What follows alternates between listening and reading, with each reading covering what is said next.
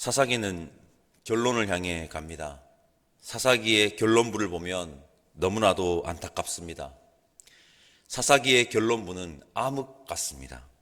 사사기는 불이 켜졌다 꺼졌다를 반복하던 형광등이 끝내 빛을 잃고 꺼져버린 것 같습니다. 사사기가 우리에게 강력하게 말하는 것을 우리는 반드시 마음에 새겨야 합니다.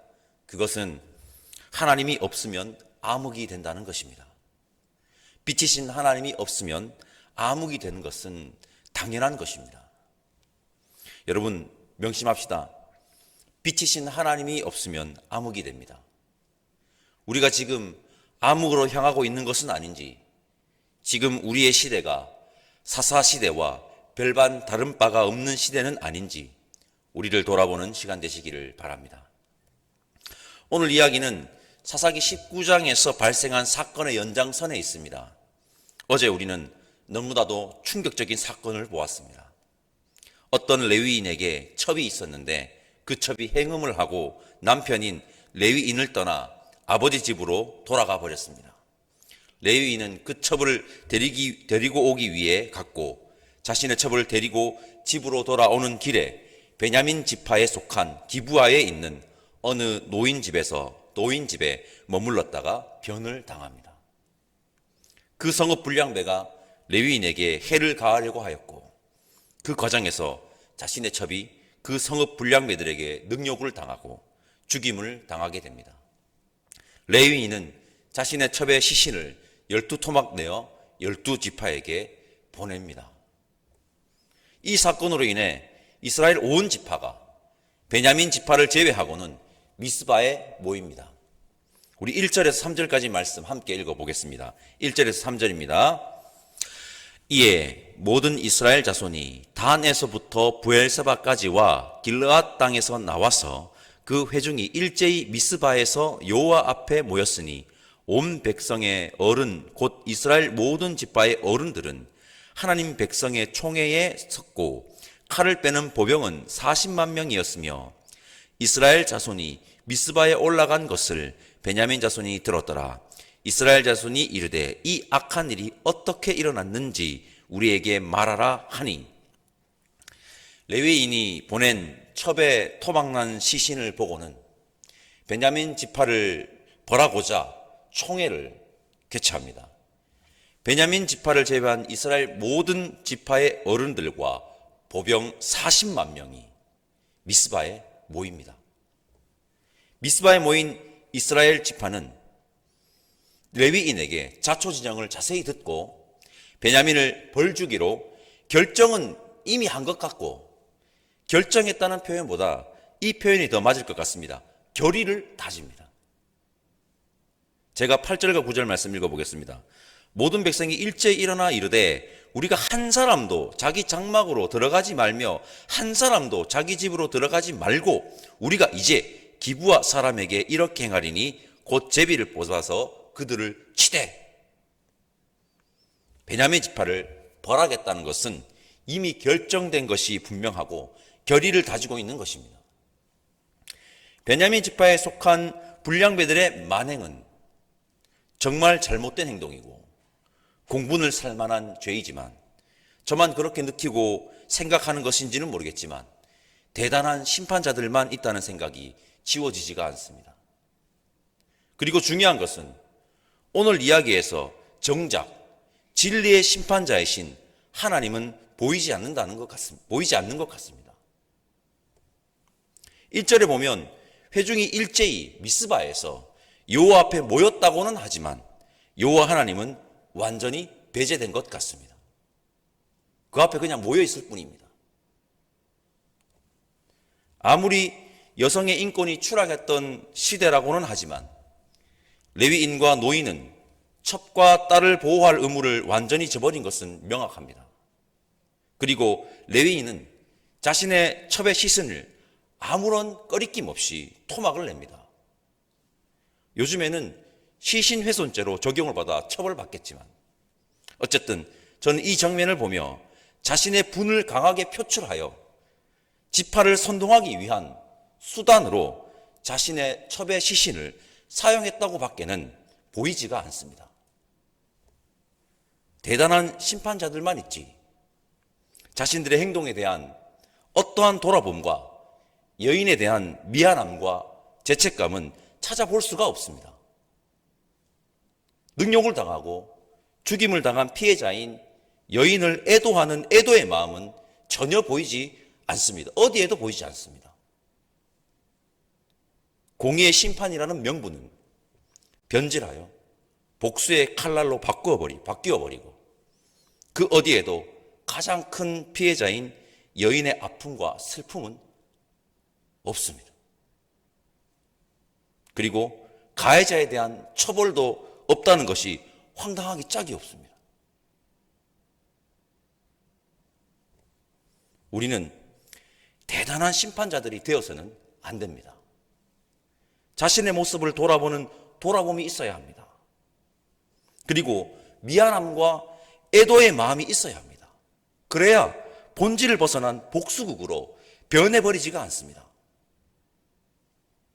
그리고 한 가지 없는 것이 오늘 사건에 하나 더 있습니다. 그 모습은 베냐민 지파에서 찾아볼 수 있는데 12절에서 14절까지 말씀 우리 함께 읽어보겠습니다. 12절에서 14절까지 함께 읽겠습니다. 이스라엘 지파들이 베냐민 온 지파에 사람들을 보내어 두루다니며 이르기를 너희 중에 생긴 이 악행이 어찌 됨이냐 그런즉 이제 기브아 사람들을 곧 그 불량배들을 우리에게 넘겨주어서 우리가 그들을 죽여 이스라엘에서 악을 제거하여 버리게 하라 하나 베냐민 자손이 그들의 형제 이스라엘 자손의 말을 듣지 아니하고 도리어 성읍들로부터 기브아에 모이고 나아가서 이스라엘 자손과 싸우고자 하니라. 베냐민 지파의 행동에서 찾아볼 수 없는 것은 사과입니다. 사과. 어쨌든 자신의 지파 지역에서 불미스러운 사건이 발생하였습니다. 그것에 대한 진심 어린 사과를 했다면, 가해자를 찾는 데 협조하겠다고 했다면 좋았겠다는 생각이 듭니다. 사과가 쉬울까요? 쓸데없는 자존심이라는 녀석 때문에 쉽지 않습니다. 그러나 문제를 해결하는데 정말 좋은 방법 중 하나는 진심 어린 사과입니다. 지파에서 벌어진 불미스러운 사건을 지파의 책임자로서 베냐민 지파가 사과했다면 좋았을 것 같습니다. 여러분, 때로는 자존심을 버리고 사과하는 것이 가장 좋은 방법일 수 있습니다. 우리 역시 자존심을 버리고 사과할 수 있는 지혜와 용기가 있기를 바라봅니다. 여러분, 진리의 심판자 하나님 없이 미안한 마음과 애도의 마음 없이 그리고 진정한 사과 없이 공의는 바르게 서지가 않습니다.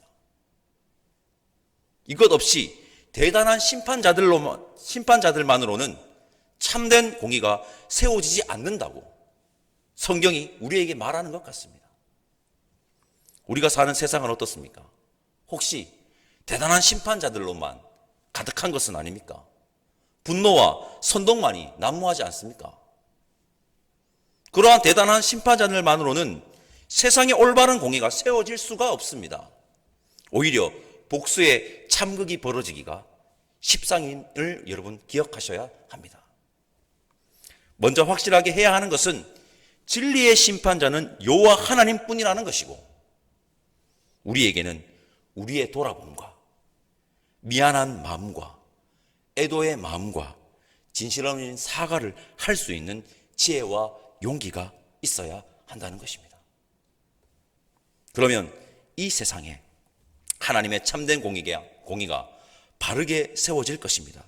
그 공의를 세워나가는데 우리 그리스도인이 귀하게 사용되기를 소망합니다.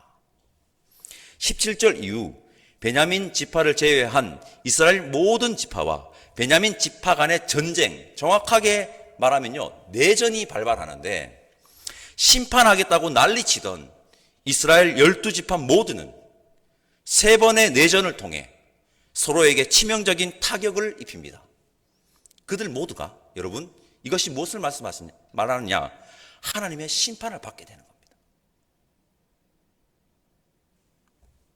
이 전쟁에서 눈여겨볼 부분이 있습니다. 우리 18절과 19절 말씀 함께 읽어보겠습니다. 이스라엘 자손이 일어나 베델에 올라가서 여호와께 여쭈어 이르되 우리 중에 누가 먼저 올라가서 베냐민 자손과 싸우리이까 하니 여호와께서 말씀하시되 유다가 먼저 갈지니라 하시니라. 이스라엘 자손이 아침에 일어나 기브아를 대하여 진을 치니라. 여러분, 답정너라는 신조어를 아마 들어보셨을 겁니다. 답정너는 답은 정해져 있고 너는 대답만 하면 돼 라는 말의 줄임말입니다. 얼핏 보면 이스라엘 자손들의 행동이 믿음에서 발현된 행동으로 비칩니다. 그러나 자세히 보아야 합니다. 하나님께 분명 묻는데 어떻게 묻습니까? 우리 중에 누가 먼저 올라가서 베냐민 자손과 싸우리이까? 앞서 말씀드렸습니다. 그들은 베냐민을 치는 것을 기정사실로 하고 결의만 다질 뿐입니다. 어마어마한 병력인 보병 40만 명이 이미 집결했습니다. 사사기에서 이만한 병력이 모인 적이 없습니다. 그들은 하나님에게 자신들의 결의에 동의하라고 강요하는 것 같습니다. 답정기, 즉 답을 정한 기도는 위험합니다. 답을 정한 기도는 위험합니다. 이미 답을 다 정해놓고는 자신의 뜻을 옹호해달라고 통보하는 기도는 위험합니다. 우리의 기도는 답정기가 아니기를 바랍니다. 오늘도 분명하게 합니다. 기도는 자신의 뜻을 관철시키는 것이 아니라 하나님의 뜻을 발견하는 것입니다.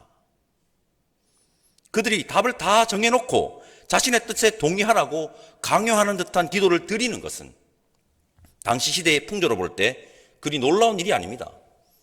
사사기 17장, 개인의 집에서 자신의 복을 빌어주는 제사장, 개인 제사장을 고용하던 시대였습니다. 18장, 특정한 지파에게 소속되어 복만 나불나불하는 제사장을 고용하던 시대였습니다. 자신의 생각과 뜻을 딱 정해놓고 하나님, 내 생각은 이렇습니다. 내 생각이 이렇습니다. 내가 이렇게 정했습니다. 그냥 승인만 해주시면 됩니다. 다른 소리 하실 거면 필요 없습니다. 라는 자세의 기도를 하는 것이 놀랍지 않습니다. 이거 놀라워야 되는데 놀랍지가 않습니다. 이것은 정말 놀랍지는 않지만 이것은 정말 위험하다는 것을 우리는 분명하게 마음에 새겨야 합니다. 여러분, 하나님이 없으면 암흑이 되는 것은 당연합니다. 그리스도인인 우리가 하나님의 빛을 세상에 보이지 않으면 세상에 빛을 낼 자가 없음을 여러분 기억합시다. 대단한 심판자들만으로는 진정한 공의를 세울 수가 없습니다. 진리의 심판자이신 하나님이 있어야 하며 자신들을 돌아보는 돌아봄과 미안한 마음과 애도의 마음 그리고 진심 어린 사과가 함께 있을 때 진정한 공의가 세워진다는 것을 우리는 명심해야 합니다. 답정기, 즉 답을 정한 기도는 위험합니다. 기도는 자신의 생각과 뜻을 관철시키는 것이 아니라 하나님의 뜻을 발견하는 것임을 알고 제대로 된 기도를 드리는 우리 모두가 되면 좋겠습니다.